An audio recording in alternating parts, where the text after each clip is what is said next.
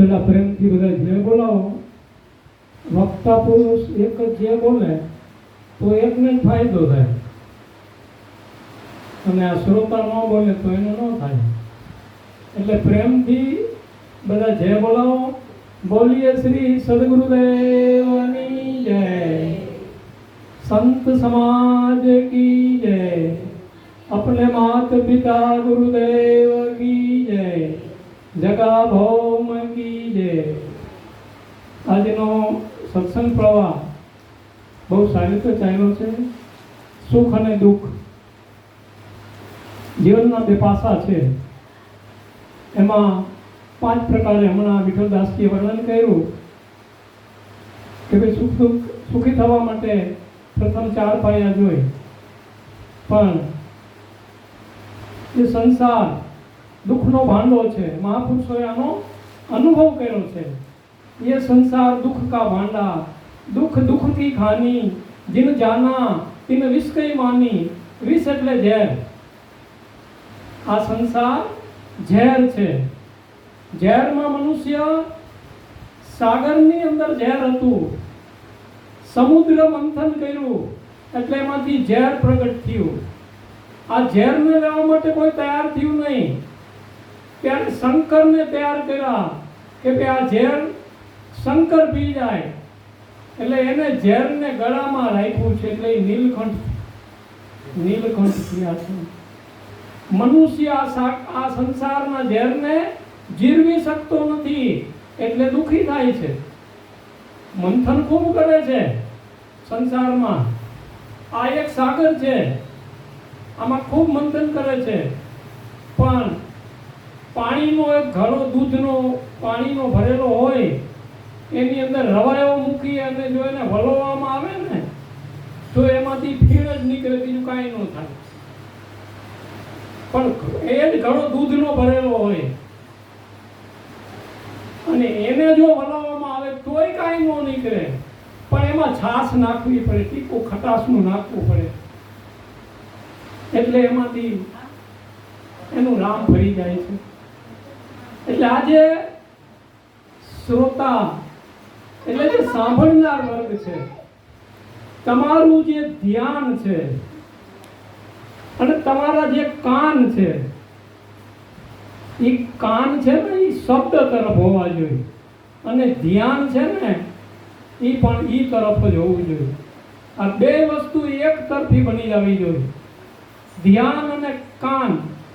ધ્યાનની મહત્વ આવશ્યકતા છે. મહાપુરુષો એમ કહે છે કે ધ્યાન બિના સબ ધંધ હૈ.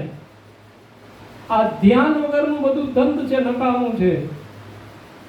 જ્ઞાન વિના પણ નકામું છે. કારણ કે જ્ઞાન છે એનાથી વિજ્ઞાનનું સર્જન થાય છે, જ્ઞાનથી ઈશ્વરની પ્રાપ્તિ થાય છે. જ્ઞાન છે મનુષ્યના સિંહાસન ઉપર બેસાડે છે, દુઃખમાંથી નિવૃત્તિ આપે છે. સંપત્તિ ન હોવી દુઃખ નથી, અને સંપત્તિ હોવી એ સુખ નથી. સંપત્તિ ન હોવા છતાં મનુષ્ય સુખી છે, કારણ કે એની પાસે વિવેક રૂપી જ્ઞાન છે. જ્ઞાન સંસાર વ્યવહારની અંદર બધી તરફી જ્ઞાન હોવું જરૂરી છે. મનુષ્ય માત્ર એક તરફી જ્ઞાન રાખે નહીં. જેમ આપણે ભોજનમાં બેસીએ તો જો ભોજનના 6 રસ છે, ખટ રસ 6 રસ છે. 6 રસનો જે સ્વાદ છે એ કોને જાણ થાય છે એ આપણને ખબર છે. આમાં ઇન્દ્રિય છે, પણ ઇન્દ્રિય કામ ન કરે, કારણ કે આમાં જે ઇન્દ્રિયાતીત પુરુષ બેઠો છે. આ જો ન હોય ને તો આ ઇન્દ્રિયનું કાંઈ ન આવે, જીભનું કાંઈ ન આવે, ચામડીનું કાંઈ ન આવે, કાંઈ શેનું કાંઈ ન આવે. આ પુરુષ અંદર બેઠેલો છે. અને દુનિયાનું આધ્યાત્મિક જ્ઞાન જે છે ને એ આપણને એ સમજાવે છે કે શાંતિ મેળવવી હોય તો કદાચ તમે કાયમ મંદિરે જશો તો એ શાંતિ નહીં મળે.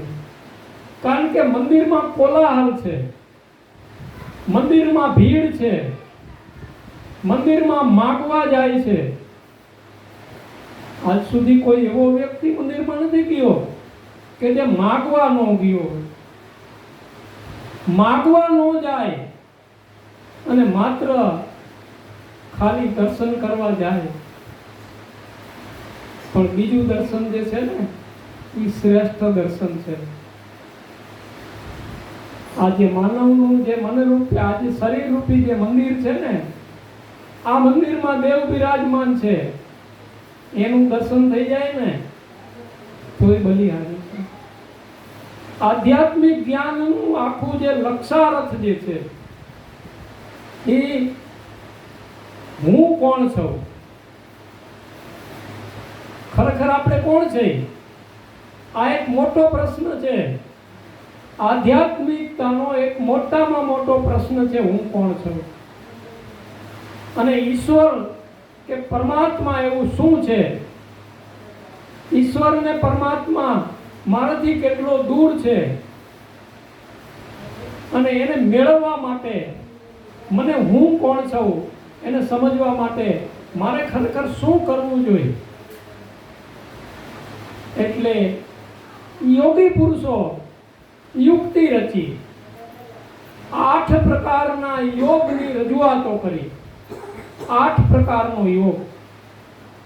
આ યોગની શરૂઆત કરી કોણે? પતંજલ ઋષિએ. પણ એક યોગ જે છે ને એ યોગ બાકી રહી ગયો. એમાં 9મો જે યોગ છે એ બાકી રહી ગયો. આ જ્ઞાન યોગ. બધા યજ્ઞો થયા, ઘણી પ્રકારના યજ્ઞો થયા. રુદ્ર યજ્ઞ, સત્સંગ યજ્ઞ, મહાયજ્ઞ, 1008 નો યજ્ઞ, 108 નો યજ્ઞ, પણ જ્ઞાન યજ્ઞ નો થયો. કારણ કે કચરાને હળગાવી નાખવો હોય ને તો અગ્નિની જરૂર પડે. કચરો અગ્નિ વગર હળગે જ નહીં ક્યારેય. એમ આપણા આ જે મનની અંદર જે કચરો ભરાયેલો છે ને, આ કચરાને કાઢવો હોય ને તો જ્ઞાન અગ્નિને પ્રગટ કરવી પડે. અને જ્ઞાન અગ્નિ પ્રગટ થાય એટલે આ મનની અંદર ભરેલો જે કચરો છે ને, જે મેલ છે ને, એ બધો વયો જાય. કોઈ વિધિ વિધાનથી ન જાય, મંદિરોમાં પૂજા કરવાથી ન જાય, યજ્ઞો કરવાથી ન જાય, શાંતિ પાઠ કરાવવાથી ન જાય. પણ એક જ માર્ગ છે, જ્ઞાન યજ્ઞ થાય, આપણું લક્ષ્ય એની તરફ આવે અને એમાં આપણા કાન અને ધ્યાન બે એમાં લાગે ને તો મહાપુરુષો આપણને ક્યાં લઈ જવા માટે મથી રહ્યા છે. પહેલા તો આપણને એ ખબર પડવી જોઈએ કે આ મહાપુરુષોનો ઉદ્દેશ્ય શું છે, આપણને કઈ જગ્યા પર લઈ જવા માટે આ મથી રહ્યા છે. આમાં એનો કોઈ સ્વાર્થ છે નહીં. સંતનો કોઈ સ્વાર્થ જ નથી. અને જે બિન સ્વાર્થે આ જગતના લોકોને જ્ઞાન આપે છે ને, હું તો એમ કહું છું કે એને જ સંત કહેવાય. વાણીનો વેપાર કરે ને એ સંત નથી, એ તો કથાકારો વેપાર કરે છે.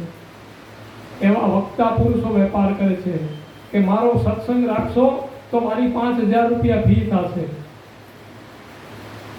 સંત તો એમ કહે કે તમે કદાચ 11 રૂપિયા ભેટ દક્ષિણા આપી દો ને તો એમ ન કહે કે મને 11 રૂપિયા જ કેમ આપ્યા છે. કારણ કે વાણી એનો વિક્રય માટે નથી કરતા. લોકોના હૃદય સુધી, કાન સુધી નહીં, હૃદય સુધી આ જ્ઞાનને પહોંચાડવું છે. અને હૃદયથી પાછું અંદર ઉતરે એવા પ્રયત્નો કરવાના છે. હૃદયથી અંદર ક્યાં ઉતારવાનું? તો કે નાભી કેન્દ્રની અંદર વયું જાય ને, આ નાભી કેન્દ્રની અંદર વયું જવું જોઈએ, અહીંયા સ્થિરતા થઈ જવી જોઈએ. અને ત્યારે શાંતિનો જે અહેસાસ છે એ થાય છે. સંતને સમજવા માટે, સંતની વાતને સમજવા માટે બુદ્ધિની પણ જરૂર છે. સંતને સમજવા માટે પણ બુદ્ધિની જરૂર છે, સંતની વાતને સમજવા માટે બુદ્ધિની જરૂર છે, એના જ્ઞાનને સમજવા માટે બુદ્ધિની જરૂર છે. આપણે ઉપર ઉપરથી આ સમજશું તો નહીં મેળ ખાય. આની ગહેરાઈની અંદર જવું પડે, અને એ ગહેરાઈ પણ આપણને મહાપુરુષો સમજાવે છે કે સાચા જે મોતી છે, સાચા જે મોતી છે ને, એ મહાસાગરની અંદર ઠેઠ તળિયે પડ્યા છે, અને એ મોતીને બધાય ન કાઢી શકે.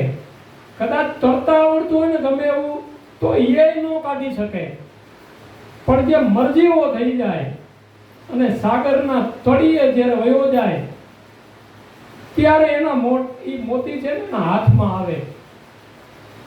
એટલે સંત છે એ મરજીવા થયા છે.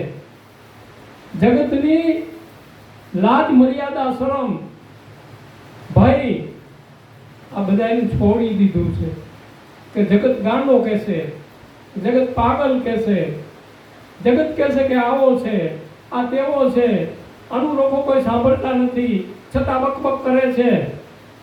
એ જગતનો વિચાર છે, છતાં મહાપુરુષો આપે છે, કારણ કે એને કડવા અનુભવ થયા છે દુનિયાની અંદર. આ સંતોને કડવા અનુભવ થયા. મંસૂર નામનો એક સંત ફકીર, હવે આ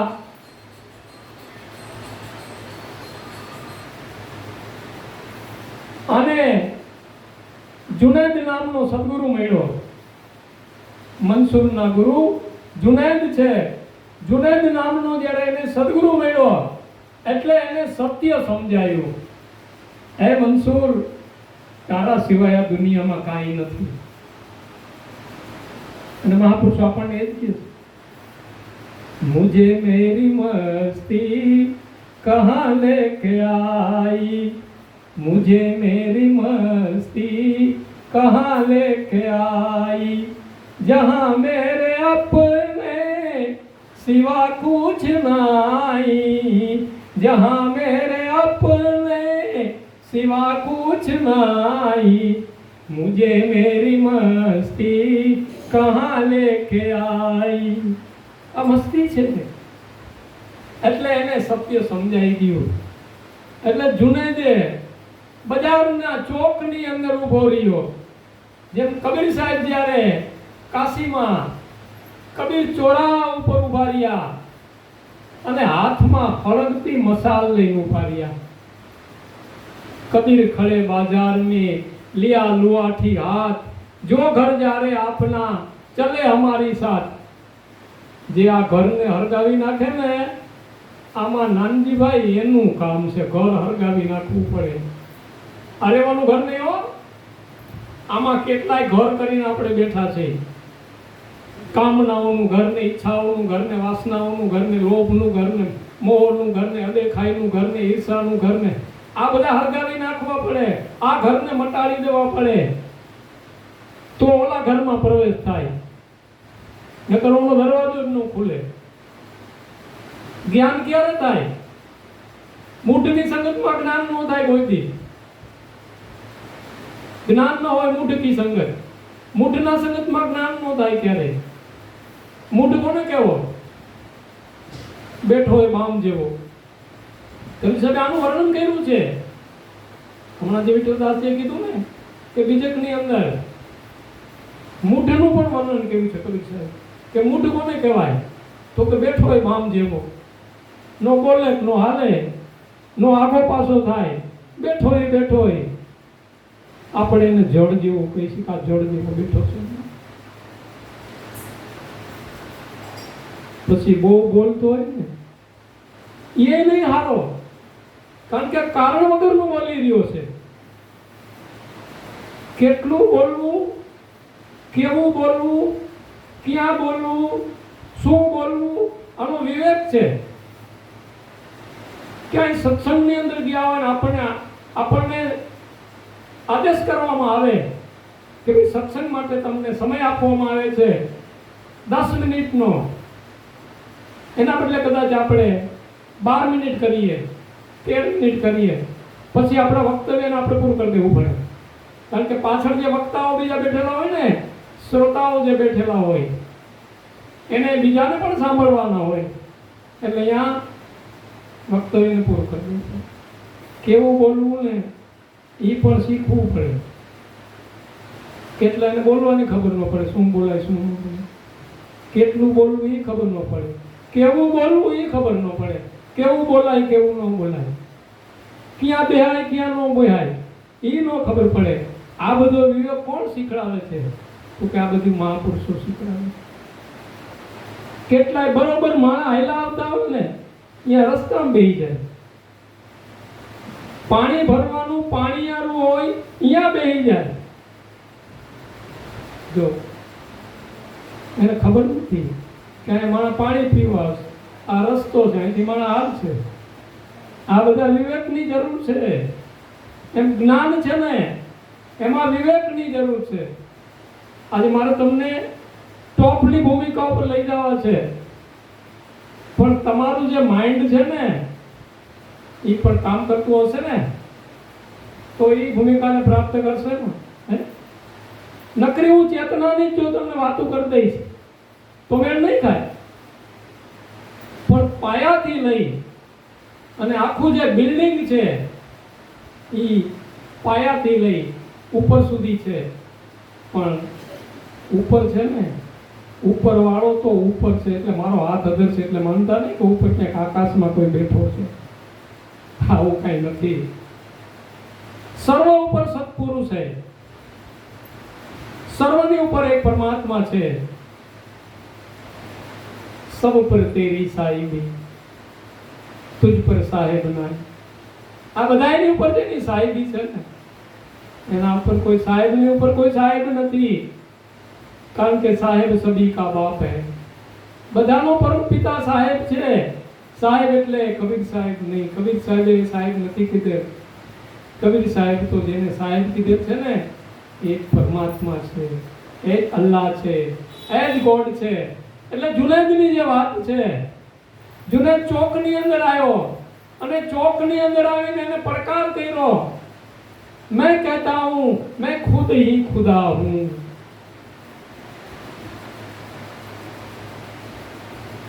અને ઓલા મૌલવીઓએ પકડ્યો આને, અહીંયા બાદશાહની પાસે લઈ ગયા કે આવડો છે એ આપણા ધર્મની વિરુદ્ધમાં બોલે છે. આ એમ કહે છે કે મેં ખુદ ही खुदा हूं. કબીર સાહેબ બોલ્યા છે, કબીર સાહેબે બોલ્યા છે, પણ વિવેક કરીને બોલ્યા. मुल्ला होकर बांग पुकारे खुदा बेरा नाई, चुट्टी के पांव में नेपुर बाजे सो भी साई सुनता है. ઈશ્વરને શું તમે બેરો માનો છો? એને કાન નથી, એ નથી કોઈનું સાંભળતો? તો કે બધા એનું સાંભળે છે. કીડીના પગમાં એક ઝાંઝર હોય ને એ પણ સંભળાય છે. તો આવડા ભૂંગરા બાંધી બાંધી રાડું નાખે છે. એ ક્યાં કણે ખુદાને સમજી રહ્યા છે? ક્યાં એ રાડું પાડી રહ્યા છે? બેરા માણા હોય ને એના માટે ઊંચું બોલવું પડે, ભૂંગરાની આ જરૂર પડે. તો ક્યાં તો ખુદા તો બેરો નથી. આ એ જ કીધું, જો બીજું નથી કીધું કે ચોટી કે પાઉં, કીડીના પગમાં ઝાંઝર હોય એ પણ ખુદા સાંભળે છે. એમાં બાંગ નાખો કે પછી આ બાજુ ભૂંગરા નાખીને રાડું નાખો, ભજનો કરો કે સત્વનો કરો કે ગમે એટલા મંત્રો કરો. ત્યારે મંસૂરને પકડો, બાદશાહ આગળ લઈ જવામાં આવ્યો કે આવડો આપણા ધર્મની વિરુદ્ધમાં વાત કરે છે અને એમ કહે છે કે મેં ખુદ ही खुदा हूं. વાત 100% સાચી હતી, કારણ કે એને એનો અનુભવ પ્રથમ દર્શાવી દીધો. એને સીધો ઘા કર્યો. ઘા શું કર્યું? સીધો ઘા કર્યો. એટલે બાદશાહ કે એલા મંસૂર, તારી ફરિયાદ છે, તું એમ કહેશ કે હું ખુદા છું? अरे खुदा तो 7वें तबक पर है, यहाँ कहाँ खुदा है? 7वां तबक ઉપર ખુદા છે. ઇસ્લામ આ સ્વીકારે છે કે 7મો તબક એટલે 7મા આસમાનની ઉપર ખુદા છે. વાતને સમજવા જેવી છે. સાત સુરતી કે પાર, તમે જે વાત કરી, આ સાત ને પાર કરી જાય ને, સાત ભૂમિકાને પાર કરી જાય તો ખુદા તો અહીંયા જ છે, બીજે ક્યાંય નથી. કે આ સપ્ત સુરતી કે આગે શ્વેત ભૌમ પ્રસાર આરક આપણે મોરાર સાહેબ હે વહાં નહીં હો દિવસ રજની, હે દિવસ રાત જ્યાં નથી. चलो कोई हो हमारे देसा, कोई चलो हमारे देसा जहाँ परम धाम परमेश्वर, उदय उत्पत्ति उत्पत्ति नहीं नासा, नहीं कर्म काल के कलेसा, जहाँ उदय अस्त नहीं, उत्पत्ति प्रलय नहीं, कर्म काल के कलेश नहीं. कोई चलो हमारे देसा जहाँ परम धाम परमेश्वर, उदय उत्पत्ति नहीं प्रलय नासा, वो देश हमारा. આજે કાંઈ સંભવતું નથી. આવી ભૂમિકાની જે વાત કરી એટલે બાદશાહને કીધું કે हाँ माँ जहाँ पना मैं जो बोल रहा हूँ सही बोल रहा हूँ, હું સત્ય બોલું છું કે ખુદા મેરે સિવાય है ही नहीं. જાઓ કાવડાને ફાંસીએ ચડાવી દી. મંસૂરને ફાંસીના માચડા ઉપર લઈ ગયા.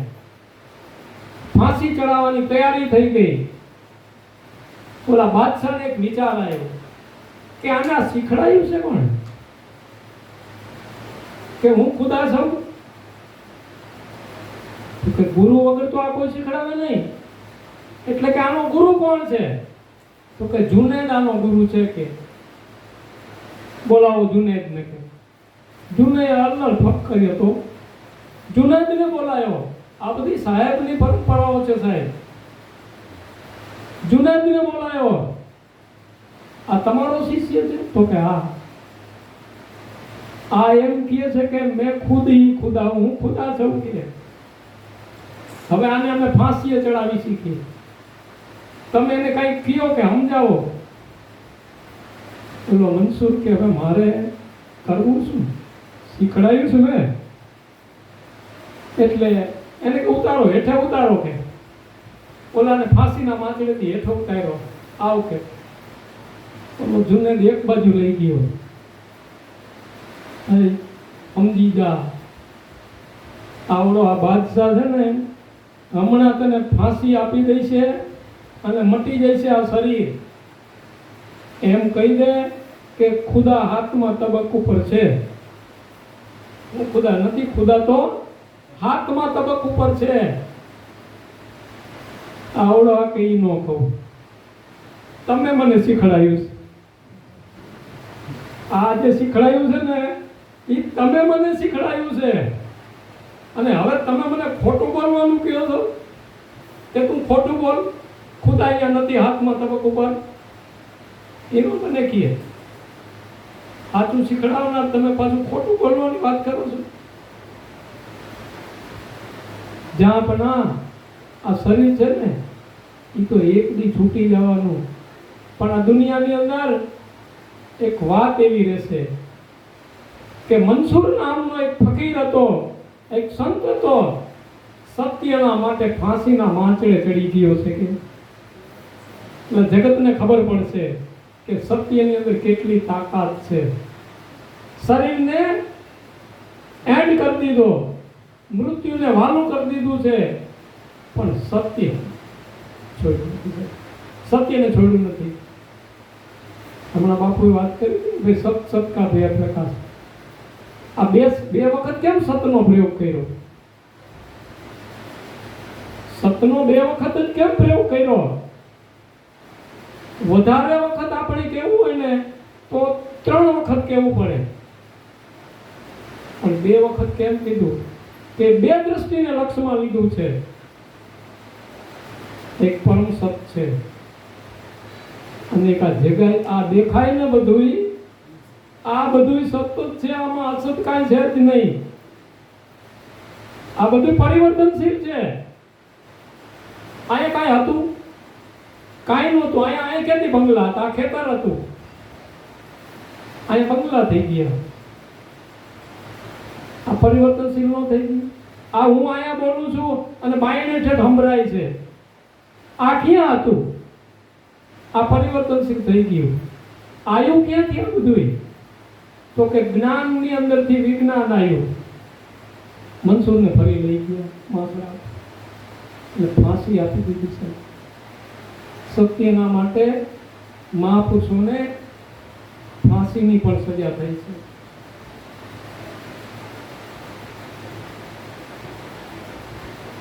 પાંચેક મિનિટ ચલાવીએ.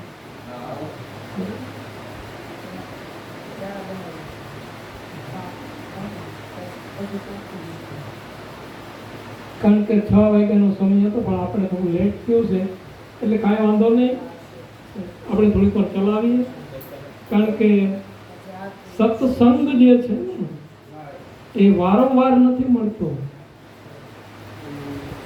આ જે ગંગા છે ને એ નીકળી જે છે એ મેં સવારે પણ વાત કરી હતી કે આ મનરૂપી હિમાલયની અંદરથી જ્ઞાનરૂપી ગંગા જેનો પ્રવાહ થઈ ગયો છે ને, આ ગંગા સમાજની અંદર આ ગંગાના પ્રવાહને વધુ ને વધુ વહેવડાવવાની જરૂર છે. અંધકારનું જ્ઞાન તો બધા આપી રહેલા છે. કદાચ મહંત બની જાય, મંડલેશ્વર બની જાય, મહામંડલેશ્વર બની જાય, જગતગુરુ બની જાય, પંજાની અંદર આવી જવાનો છે. માયાના પંજાની અંદર આવી જવાનો છે, છૂટી નહીં શકે. કારણ કે આ પ્રતિષ્ઠા છે ને એ પ્રતિષ્ઠા એને મારી નાખશે, એને નવરો નહીં થવા દે. કેમ નવરો નહીં થવા દે? કે આ જગતના લોકો એની પાસે જવાના, બાપુ અમારા ઘરમાં પગલા કરી જાઓ. હવે પગલા કરવાથી શું થાય છે એ તો જો કે મને તો ખબર છે, પણ દુનિયાના લોકોને ખબર નથી કે પગલા કરવાથી શું થાય છે. મને તો ખબર છે કે નિરમા, સાબુ અને પાવડર જોઈ એ પગલાને પાછા સાફ કરવા હોય તો હારા માણસના પગલા, હારા માણસના પગલા થાય ને તો ઘરમાં સારું થાય. હારો માણસ ક્યાં ગોતવા જાવ ભાઈ? સંત જેવો કોઈ સજ્જન માણસ દુનિયાની અંદર નથી. સંત છે એ સજ્જન માણસ છે, એ સજ્જન માણસ છે, એ બધાયનું સહન કરે છે. એટલે એને પગલા કરવા બાપુને લઈ જાય. આ ઘરેથી ઓલા ઘરે, ઓલા ઘરેથી ઓલા ઘરે, ઓલા ઘરેથી ઓલા ઘરે. બાપુ નવરા નો થાય. હવાથી આજ સુધી પગલા ઉદ્ઘાટન, પગલા ઉદ્ઘાટન. સત્સંગ ક્યારે થાય? ત્યારે ક્યાંક માએ ગોઠવું હોય ત્યારે ઘરધણી એમ કહે કે બાપુ આશીર્વચનના 2 શબ્દો કંઈક બોલો. ત્યારે એ શું બોલે છે, કયું જ્ઞાન આપે છે, બહુ સમજવા જેવું છે, બહુ સાંભળવા જેવું છે. ભાઈઓ તથા બહેનો સાંભળજો. આજે હું જે તમારી અહીંયા વચમાં આવ્યો છું ને, મારો જે કિંમતી સમય હતો, તમારો નહીં. તમે જે સમય કાઢીને આવ્યા છો એ નહીં, મારો જે કિંમતી સમય હતો એ કિંમતી સમય કાઢી અને હું લંડનથી સ્પેશિયલ ફ્લાઇટ દ્વારા તમારી વચમાં આવ્યો છું. અને એ પણ આ વિનોદભાઈના આગ્રહને લઈ એના મકાનનું ઉદ્ઘાટન કરવા માટે હું આવ્યો છું. અને મારે ફરી પાછું આ બારે જે કાર પડી છે એ 50 લાખની કાર છે અને એ મારા સેવકે મને ભેટ આપી છે. એ કારમાં ફરી પાછું મારે રિટર્ન ટિકિટ જે છે એ લંડનની છે, એમાં જવાનું છે. બોલ સદગુરુદેવની. આ સત્સંગ થયું, આમાંથી મળ્યું શું? સમાજને શું મળ્યું? કાંઈ નહીં મળે. સમાજને આધ્યાત્મિક જ્ઞાનની જરૂર છે સાહેબ. આખા ભગત જેવો મહાપુરુષ, હોનીનો દીકરો, હોનીનો દીકરો, એના જેવો હોની ઘાટ કરવા વાળો કોઈ નહીં.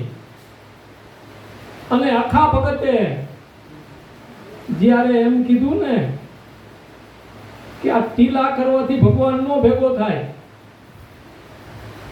એટલે આખા ભગતે ટીલા ટબકા કરવા વાળાનું ઉડાડી દીધું. સમજીને ટીલા કરાય. પણ ટીલા કરવાની ખબર ન પડતી હોય તો ન કરાય, સમજીને ટીલા કરાય. એટલે કીધું કે તિલક કરતા 53 ગયા. આ 53 શું? આ 53 વરા. આખો ભગત કે મારા જિંદગીના 53 વરા મેં ટીલા જ કર્યા. ઘડીક ઊભું કરું, ઘડીક આડું કરું, ઘડીક આખું કપાળ રંગી વાળું. પછી કે માળા કે આમાં માળા ફેરવી ને તો માળા ફેરવવાથી ભગવાનની પ્રાપ્તિ થઈ જાય. એટલે હું બજારમાંથી એક માળા લઈ આવ્યો. બજારમાંથી ખરીદી આવીને જે લઈ આવેલી માળા છે ને, ઈ માળા લઈને હાથમાં જાપ કરવાથી કાંઈ ન મળે. माला है निज श्वास की, फेरेंगे कोई दास, 84 भर में नहीं, कटी जाए काल की फांस. माला है निज श्वास की. चालू છે સાહેબ માળા છે ને શ્વાસ ઉશ્વાસની, પણ ખાલી નો ફરવી જોઈએ. આ ફરવી નો જોઈએ ખાલી, આમાં યાદી થઈ જવી જોઈએ. એટલે કે તિલક કરતા 53 ગયા, જપમાળાના નાકા ગયા, અને પછી કથાકારોને માથે કાંચ માર દીધી સીધી. અને ટાર્ગેટ કોનું કર્યું? કથાકારોનું. કથા સુણી સુણી ફૂટ્યા કાન. ઘણી કથાઓ સાંભળી કે આખો કે તોયનું આવ્યું બ્રહ્મ જ્ઞાન. આ બ્રહ્મ જ્ઞાનની પ્રાપ્તિ મને ન થઈ કે આ છે શું, હું કોણ છું, આ બ્રહ્મ જ્ઞાન એવું શું છે, કાંઈ નહીં, કાંઈ ખબર નથી. કથાઓમાં જાય તો જે આયોજક હોય ને, એ કથા ક્યારે પૂરી થાય છે, કથાની શરૂઆત ક્યારે થઈ, વક્તા પુરુષ શું બોલી ગયા છે, શું કેમ હાલી રહ્યું છે, એ સત્સંગની એને કાંઈ ન ખબર હોય, આયોજકને ખબર જ ન હોય. કારણ કે એ દોડા દોડીમાં જ પડ્યો હોય. ઓલું લઈ આવ, આ મૂકી આવ, ઓલાને લઈ જા, ઓલાને આ દઈ દે. ઓલા સાંભળતા હોય, એ કથા સાંભળે, કથા સાંભળે એટલે કથામાંથી કંઈક સાર કાઢવાનો હોય. કથામાંથી સાર કાઢવાનો હોય કે ભાઈ આ રામની કથા થાય છે તો આ ક્યાં રામની કથા છે. મહાપુરુષો ઘણી વખત કહે છે કે આ રામ કયો? અયોધ્યા નરેશ, દશરથ રાજાનો દીકરો, ઈ રામની કથા આવડા કરે છે કથાકારો. પણ જ્યારે આ અયોધ્યા નરેશ રામ ઈ 7મા અવતારની અંદર જ્યારે આવેલ છે, 7મો અવતાર એનો થયો છે, 7મા અવતારમાં આવેલ છે, એના પહેલા 4થો અવતાર નરસિંહનો થયો છે. વિષ્ણુનો 4થો અવતાર એટલે નરસિંહ અવતાર. આ નરસિંહ અવતારની અંદર ઓલો પ્રહલાદ જે રામ કહેતો તો ઈ કયો રામ હતો? ત્યારે તો આવડાનો જન્મ એ નહોતો થયો. આ સમજવા જેવું છે. એટલે મહાપુરુષો કે 4 રામ સંસાર में. કેટલા? 4 राम संसार में, 3 राम व्यवहार, 4था राम निसार है, तुम ताका करो विचार. तो કે આ 4 किया તો કે આકાર રૂપી રામ છે ને એ દશરથ રાજાને ઘરે આવ્યો. દશરથ રાજાના ઘરે આ દેહ ધરીને આવેલ છે ને એ આકાર રૂપી રામ. આપણા જો દેહ ધર્યો પછી આ જગત જેનાથી આખું બન્યું છે ઈ શેનાથી બન્યું? તો કે બિંદુ રામ કા ये सकल पसारा. આ બિંદુ રામ થી બનેલ છે. તીસરા રામ આ બધા ઘટની અંદર બોલી રહ્યો છે ને એ બધા કહે છે કે આમાં રામ છે, આમાં રામ છે. અને 4થા રામ હે સબસે ન્યારા. આ 4થો રામ છે ને આને સમજવાની માટેની મહાપુરુષોએ વાત કરી છે કે આવડા ભજન કેનો કરી ગયા. સબરી જ્યારે એક દ્રશ્યને સહન ન કરી શકી, સબરી એક ભીલ કન્યા એક દ્રશ્યને સહન ન કરી શકી કે આટલા બધા પશુ અમારા આંગણે જે બાંધ્યા છે આને શું કામ બાંધવામાં આવ્યા છે. અને એ પ્રશ્ન એને એના એના પિતાને જ્યારે કહ્યું છે કે બાપુ આટલા બધા આ જે પશુ અહીંયા બાંધ્યા છે આનું કરવાનું શું છે? તો કે બેટા તારા લગ્ન કરવાના છે, અને તારા લગ્ન થાય ને એટલે મિજબાની કરવાની છે, એમાં પશુઓને કાપી અને લોકોને મિજબાનીમાં ભોજન આપવાનું છે.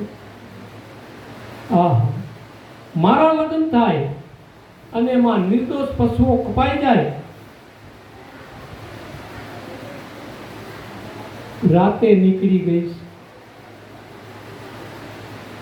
આખી રાત આમ જો વન વગડો ખૂંદતી ખૂંદતી વહી ગઈ. એને મૃત્યુનો ભય નહોતો. મારી નાખે તો કાંઈ વાંધો નહીં, પણ ઓલા બચી જાય. આને બચાવવા માટે આ ભીલની કન્યા નીકળી ગઈ છે. એ સવારના 4 વાગે મતંગ ઋષિનો આશ્રમ પંપા સરોવરના કિનારે પહોંચી ગઈ છે.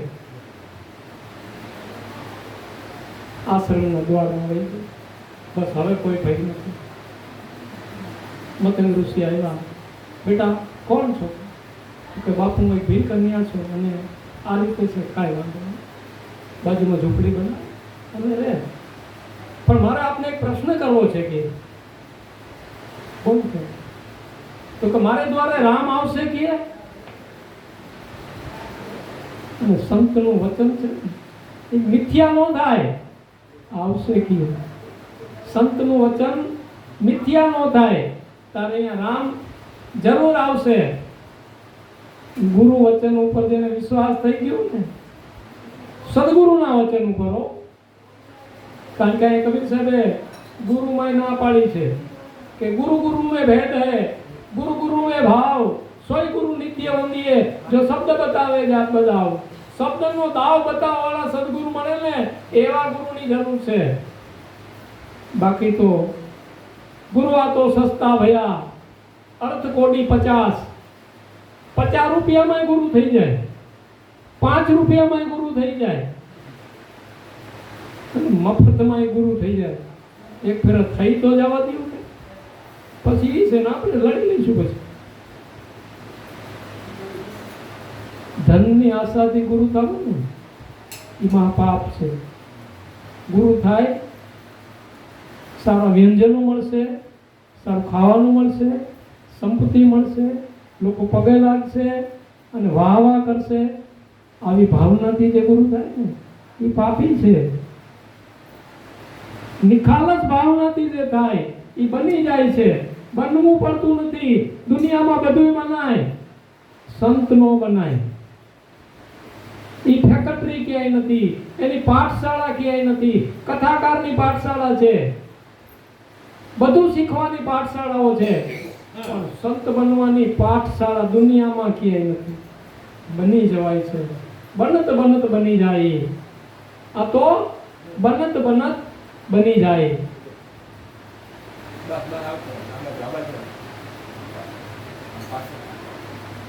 સત્સંગનો પ્રવાહ તો બહુ ઘણો બધો છે.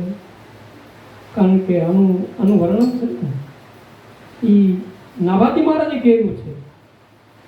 નાભાજી મહારાજ એક વૈષ્ણવ સંત થયા અને નાભાજી મહારાજે એમ કીધું કે એતી બાંધી હમ કઈ જેતી બાલू में रेत, अज्ञानी पुरुष को लागी नहीं एक. આ સાગર છે, દરિયો, અને દરિયામાં જેટલી રેતી થાય અને એ રેતીની અંદર જેટલા કોણ હોય આટલી વાણી છે, પણ પાર આવે એવો નથી. ઈશ્વરને મેળવવા માટે વાણીની જરૂર નથી. વાણી જ્યાં વિરામ પામી જાય અને પછી ઈશ્વરની શરૂઆત થાય.